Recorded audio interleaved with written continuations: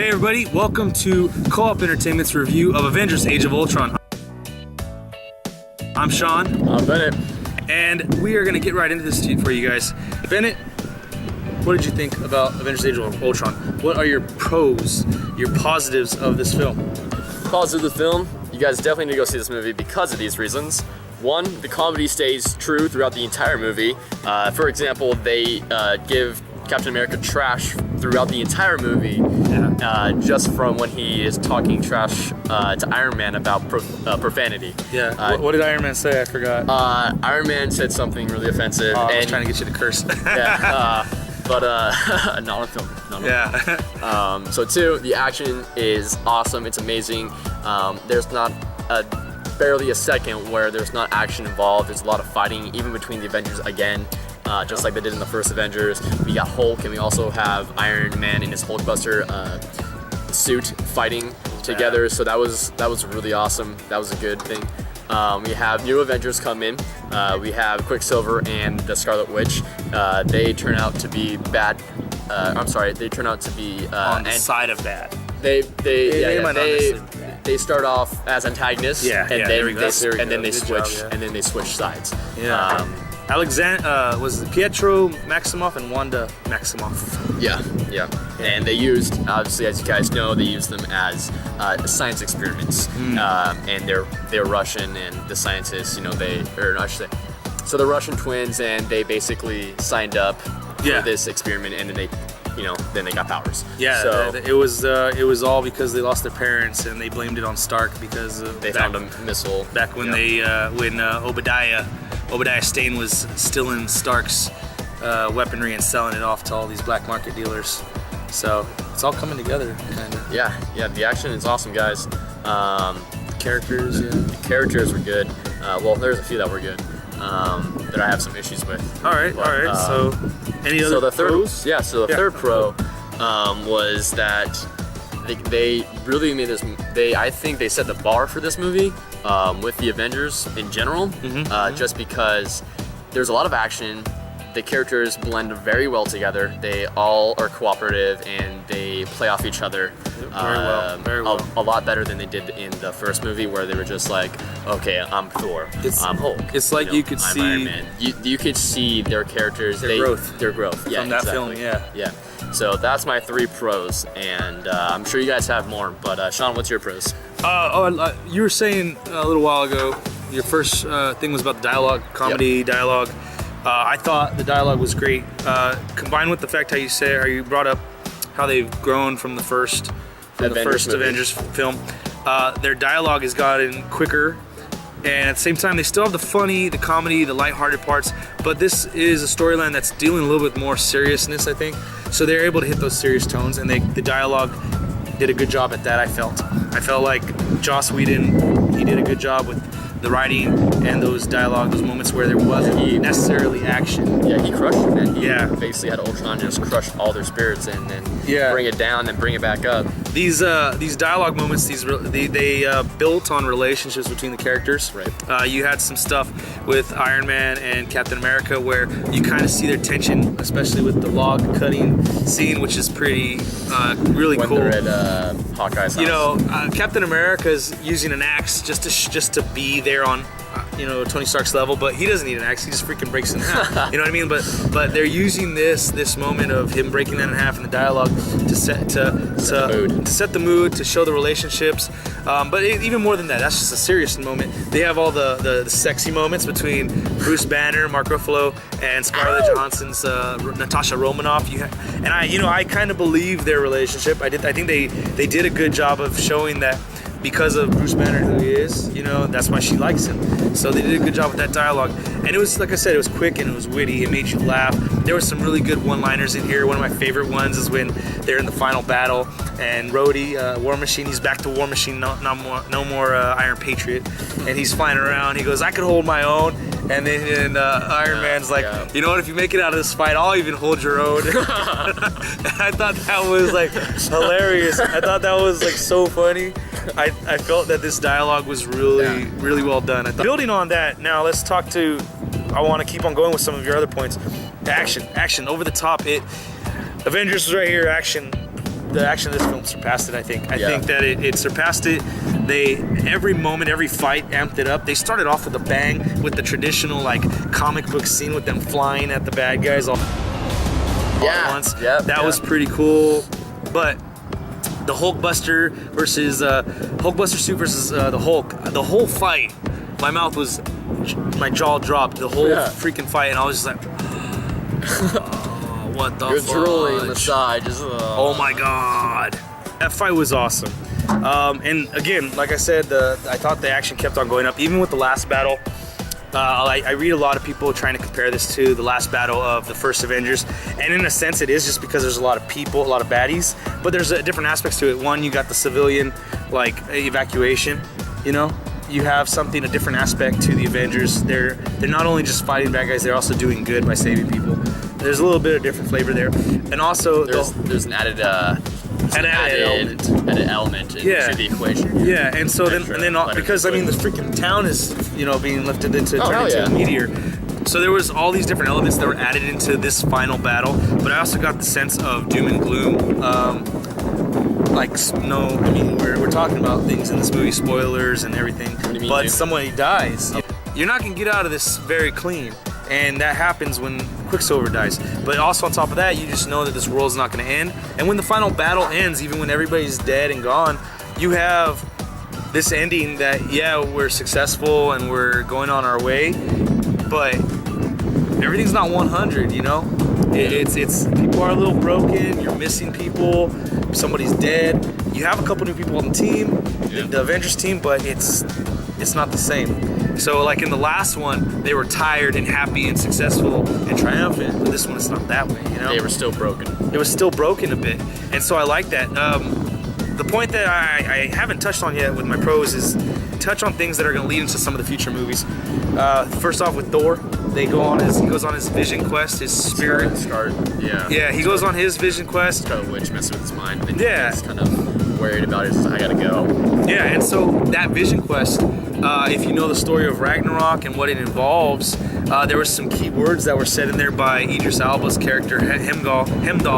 Was we're going to hell and this and that. We're in hell, yada yada yada. That's the Ragnarok. You know, Surtur is when you look at Thor comics Ragnarok, it involves Surtur. So I'm really excited for that. I can't wait to see where that goes with that. You know, you also have some of the seeds of Civil War with Captain America, Tony Stark. Yep. And you see that building a little bit. I like that. With the character tension. Yeah, the tension, showing the fact that they all have different ideologies about things. I like how they did that stuff.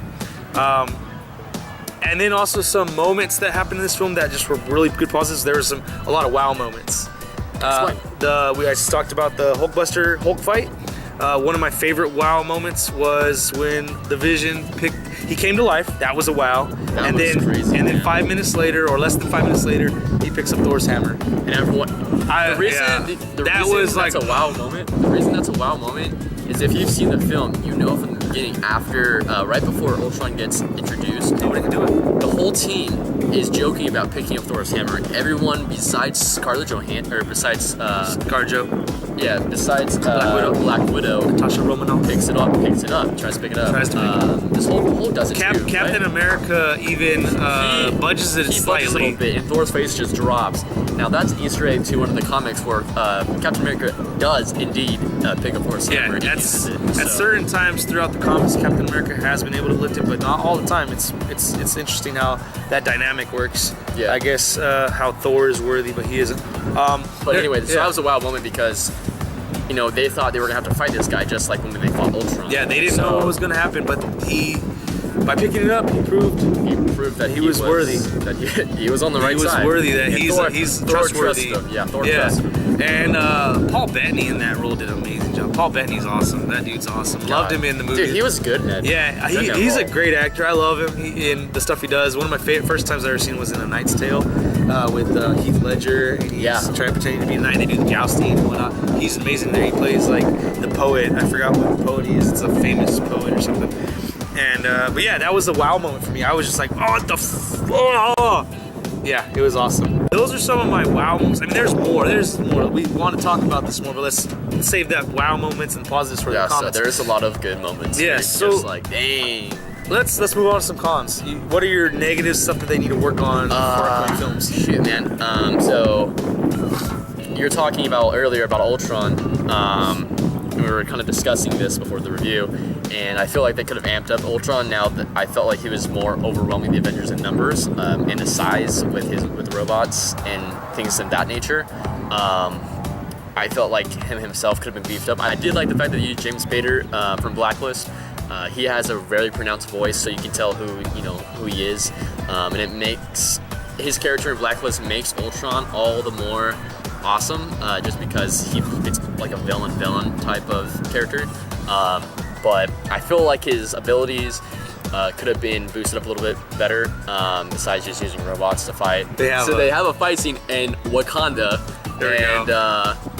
and so they do show him flying around fighting Iron Man a little bit, and that's amped up. He's more of an intellectual villain than anything. He knows how to break teams apart, and he wanted to play on their characters. He was outsmarting them. He was outsmarting them, staying a step ahead. But you wanted more of him in the action. I wanted him in the action fighting, instead of just being in the background with all these other like robots coming in, flashing against the Avengers. That would have been cool. My second con with that, it does involve the characters.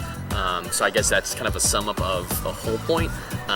But Quicksilver, I felt like he was underused. So he was underutilized. He was just here and there, and he's like, okay, yeah, I'll be on the bad sides team. All right, and then I guess we're switching over, maybe a good sides team. But it doesn't fit. Like I don't feel like he officially agrees like he does when he realizes that Ultron wants to kill everyone in the world, and especially since it's in Russia, he's like it's a little bit more personal for him. So then he just kind of decides. But his action scenes are still pretty good against the Avengers, also against the action scene in the end. But I feel like he could have been used. I feel like his character could have been explained a little bit better, or just had more dialogue per se. It's tough. It's tough a little bit, but at the same time, there's only so much they could do. But they did have a scene where Pietro and Wanda are talking about why they feel the way they feel. Remember when they talked about Stark's missile? Yeah. So I mean, they do set him up, and they do have those weird accents. I don't mind those. But, I think that makes the character more believable. They're from Sokovia, where all this is taking place. The main heart of the story is taking place. But yeah, no, I kind of get what you're saying. I feel a little differently, but we'll keep going from there. But it's tough, they got all these other characters that you got in there. So other than that, that's it, man. That's my cons. 2 cons. My cons kind of play off of what you're talking about, but in a sense, it's because of the time. I think they had like this footage. They had this film at about, if you look it up, it says 2 hours 21 minutes. It's not 2 hours 21 minutes. It's about 2 hours and 15 minutes with the credits and the one tag scene, which is the mid-credit scene. It's 2 hours and 15 minutes. I honestly felt that this movie could have been 2 hours and 30 minutes, and I don't think anybody would have had an issue with it. But there are certain companies, certain distributors and production companies that feel like certain movies have to be certain lengths. Comedies only be 90 minutes, there's certain standards. And for this movie, I would have liked to see the whole Dark Knight type of treatment, where it's give me a 2.5 hour movie. I would have been happy with that.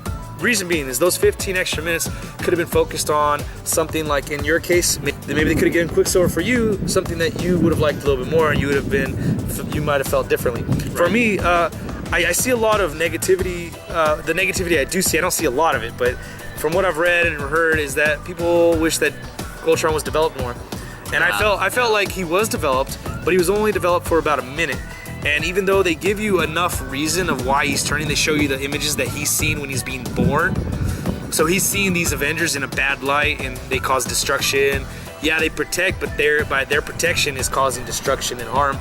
So you kind of get a feeling for it. But if they had 15 extra minutes in this film, they could have given Ultron a little bit more to grow. He could have a little bit more growth in that beginning period.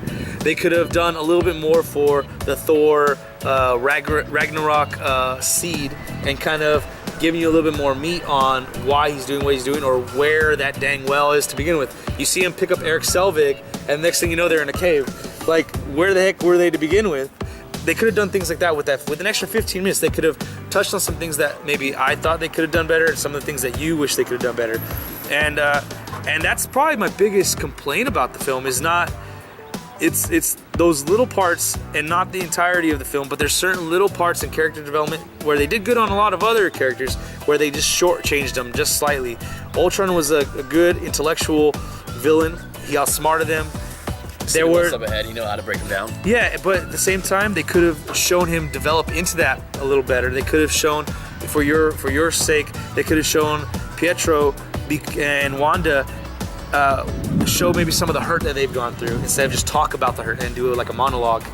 They could have showed Thor the reason why he's having these visions, like what's happening on the back end. Is it, maybe give us a glimpse of the Surtur, but they did give us a glimpse in there of the vision though. So, but I mean, for me, it was the time thing. That was what it was. They gave us 15 extra minutes. They could have hit on more points and extended certain scenes a little bit. That would have possibly, made this a better movie in your eyes or my eyes, or better than we already think it is. With that being said, that's about it. Do you have any other cons that come to your head right now? That's it, man. All right, so let's jump on to our overall thoughts. Let's do a scale of 1 to 10, and what are your overall thoughts of this film? Overall thoughts, it really amped up the action. It really, the character development and growth and the dialogue really flowed together very nicely. Comedy, there's action, there's intensity, there was, there was like sadness, and there was a moment of grief. So overall, that was awesome. I really enjoyed this movie. I thought it was great. I can't wait to see what they do with Infinity War and the next Avengers movies now that they're going to put in Spider-Man. I'm really stoked to see how Civil War will play out. So I'm looking forward to that one. That'll be, to me, like a mini Avengers between 2.5. Yeah, 2.5 But yeah, so I liked it. I'm going to go ahead and give it a 9 out of 10, man. Perfect. Nice. Almost there. I think this movie was right there with the first Avengers. It will never surpass the first Avengers, and this is because the first Avengers was the first Avengers. It's the first time you see all these characters together. It's the first time you see them combine their power. First time you see this whole world that we've been dreaming of for years and years. We've been playing with our action figures, we're thinking about it. But now we finally saw it with Avengers. So we're never gonna have that feeling again, you know what I mean? So no matter how good this movie is, how much we think it's gonna be tough. It's not impossible, but it's gonna be tough for them to surpass it. Not very often is the second film better than the first. You have a few exceptions. You got X2, you got Terminator 2, but I could rack my brain and it'll take me a while to come up with a lot of them. So with that being said, I do think this is right there with the first Avengers. It can't surpass it in my mind, but there are certain aspects it did much better. Action was better, for sure. But overall, I'm gonna give it a 9. I'm gonna give it a 9 out of 10 as well. This, to me, it's a must-see. And before we talk about Easter eggs, in fact, we're planning on going to see this again today. So that's enough information for you right there with what we feel of this movie, correct? Yeah. We both really enjoyed this film. We both had a good time with it. Yeah. I came out of it like, wow, that was a wow, oh my God, I need to see that again. So I felt really good about it. Bennett, now Easter eggs. Let's talk about a little bit of the Easter eggs. What did you have anything that you caught in there that you maybe you thought was pretty interesting? Aside from you mentioned Captain America budging the hammer and how in the comics he picked it up. We saw Vision pick up the hammer. Anything else that you saw in there that maybe caught your attention that might have been kind of behind the scenes a little bit? You had to really look hard. A couple Easter eggs I noticed. They actually give Natasha Romanoff's characters a little bit of backstory and how they talk about the Red Room. Yeah, about the Red Room, which is I didn't even know about to begin with, and I had to look that up.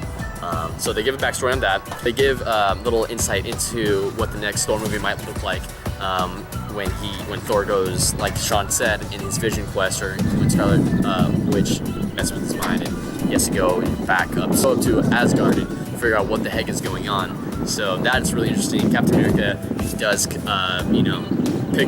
to pick up the hammer. So that was cool.